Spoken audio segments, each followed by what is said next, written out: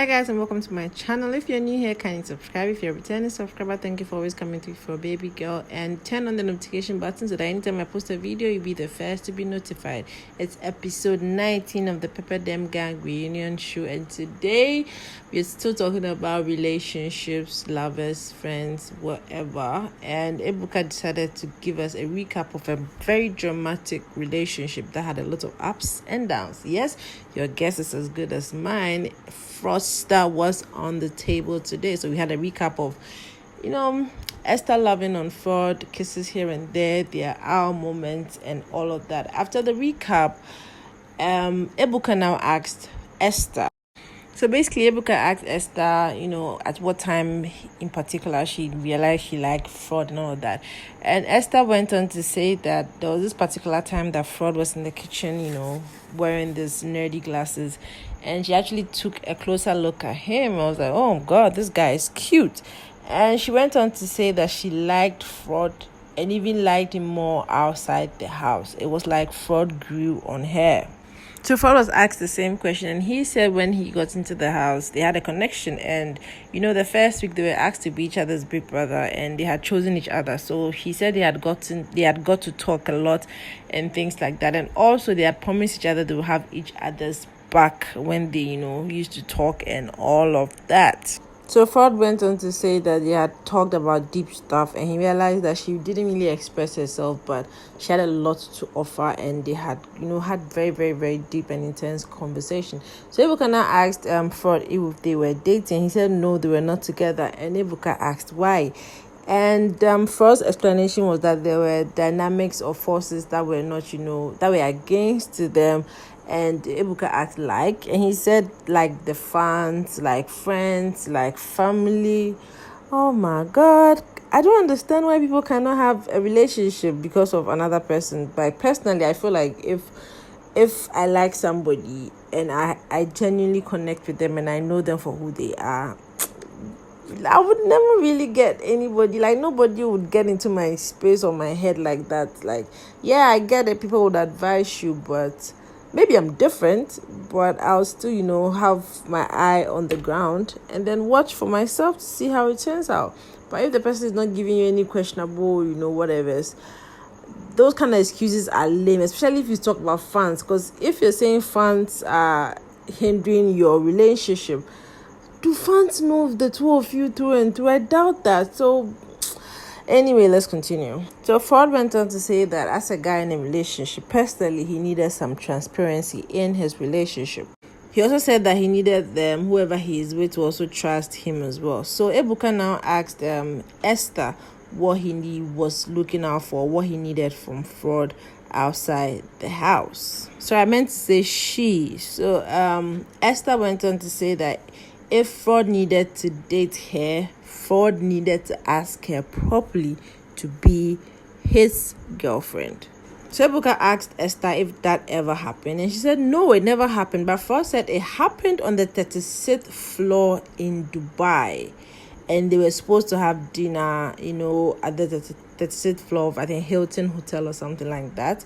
But Esther came out looking so simple. And, Esther kept saying it never happened. Frodd said it did happen on the 36th floor of Hilton Hotel in Dubai.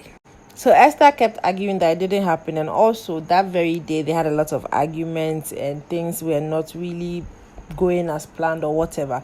And she went on to say that another thing that made her have reservations about their relationship was the fact that Frodd argued or complained a lot about things, and she really didn't like that. She used to feel that in the house, Frodd used to fight with a lot of people in the house, but coming out, she realized that even though Frodd didn't fight with her in the house, outside the house, he normally complains a lot about certain things that she didn't think he had rights to complain about.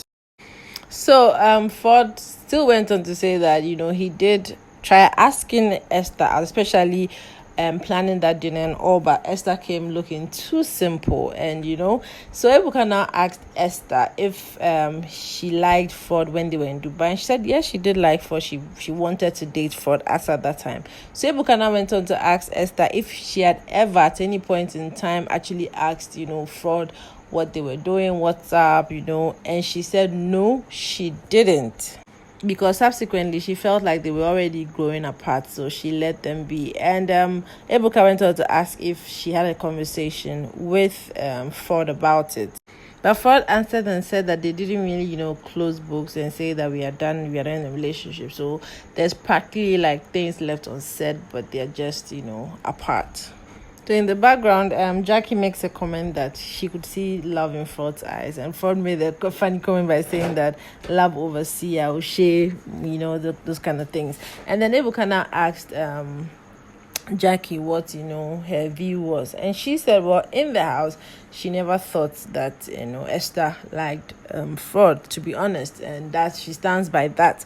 But she also went on to say that outside the house she has no idea what's going on between the two of them, but inside the house she felt like there was nothing gonna happen. And then Ebuka asked the other housemates if they felt the same, and Ike said that at the beginning, he would say, nah, Esther didn't like Frodd, but towards the end, there was something there. And Omashola confirmed the same and said that towards the end, he could also see that Esther began to like Frodd.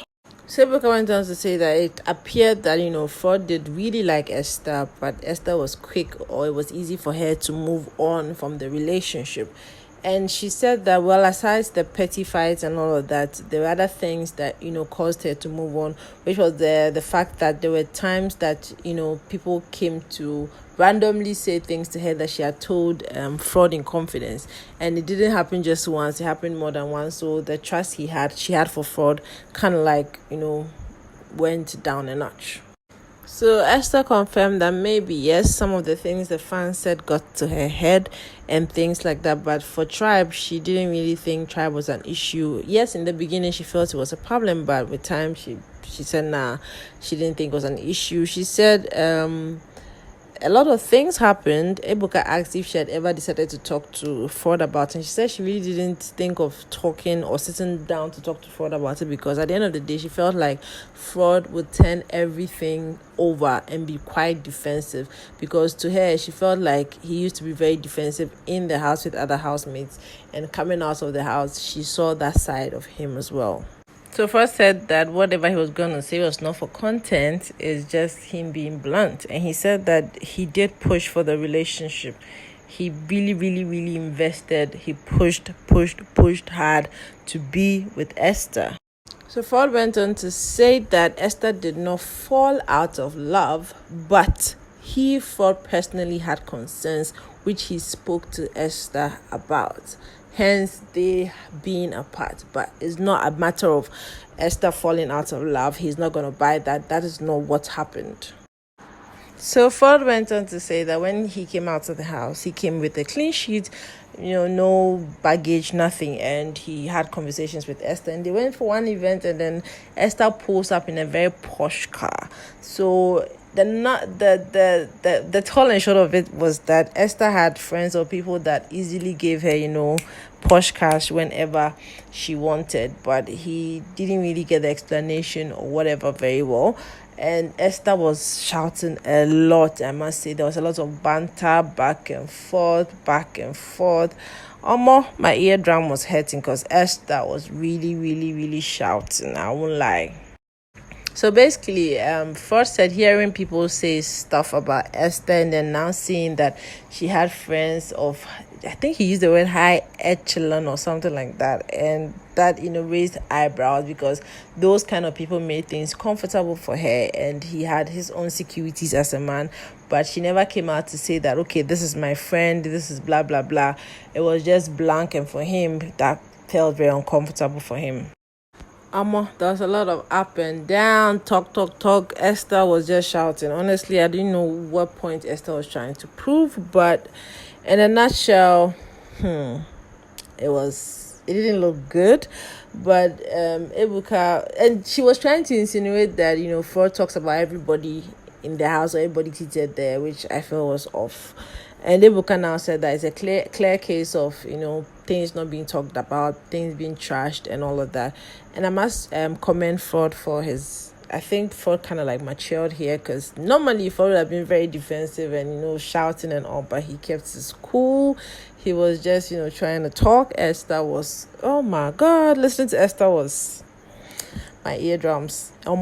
She kept shouting and she was being too defensive, if I will be honest. Way too defensive. Like, chill, girl. But what I didn't like was Esther making the comment that people should be careful what they say around Frodd. Like, come on, girl. And Frodd was like, how? What kind of conversation did he have with her? And he even challenged her to spill at that point in time, but she didn't. And Ebuka asked if she would still call, you know, Frodd a friend. And she said, nah, ever since they came back from Rwanda, they've not really spoken or anything like that.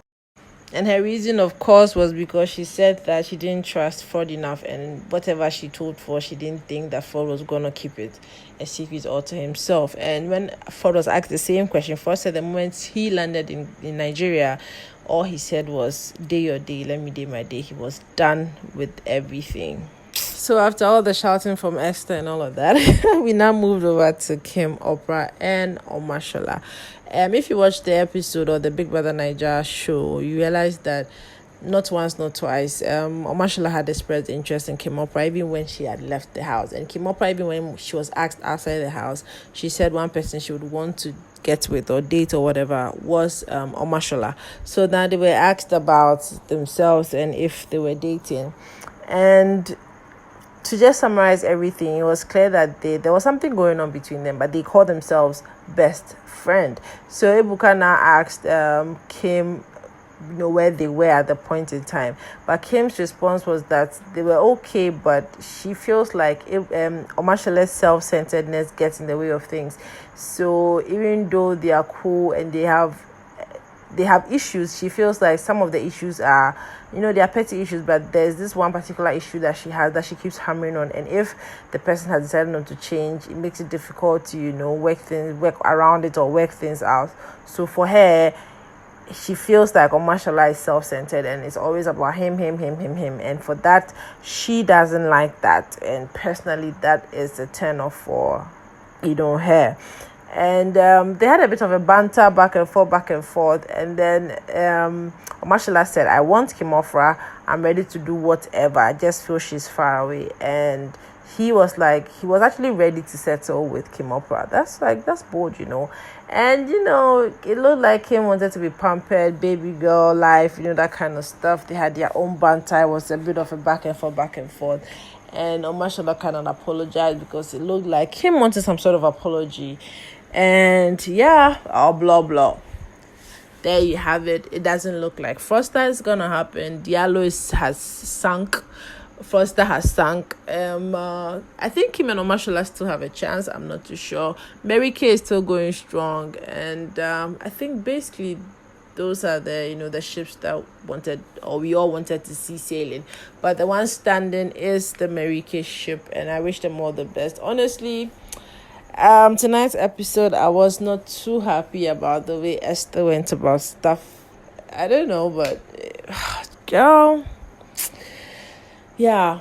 So that's it. If you have any comments, just drop your comments. Let's have a little banter. Let's share our comments. Let's say share our comments. Let's just thank you so much for watching this video. And don't forget to like, share, and of course subscribe. Turn on your notification button so that anytime I post a video, you would always be the first to be notified. And I love you. Thank you guys for always coming through for a baby girl. God bless you and have a good night. Naija is right. You cannot keep hammering on something several times.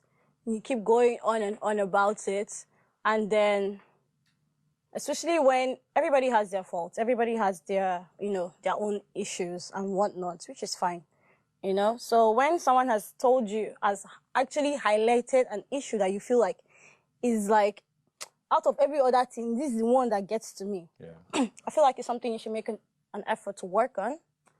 But when you fail to work on it, after several attempts... Is it a loyalty question? No, I won't call it loyalty. I'll call it self-centeredness. On his part? Yeah. I won't call it loyalty because I know where his loyalty lies. Which is? I know, he's always going to be in my corner. Come rain, come sunshine. I do know that.